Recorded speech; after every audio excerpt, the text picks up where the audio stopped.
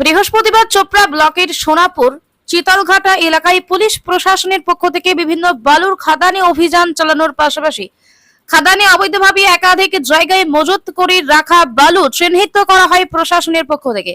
এ বিষয়ে চোপড়া বিএলআর অফিসের আরও অসীম মণ্ডল জানান, পরবর্তীতে আইন অনুযায়ী এই মজুত থাকা বালি অকশন করা হবে।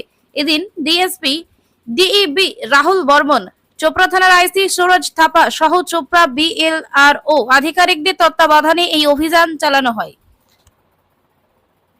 বলছি আজকে এই বালির ঘাটে কেন আজকে?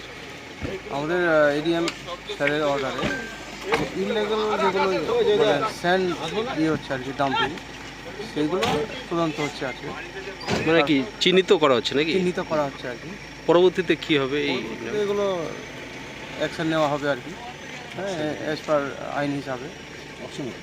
অকশন হতে পারে। ঠিক, আপনার নাম স্যার? অসীম মণ্ডল আরও।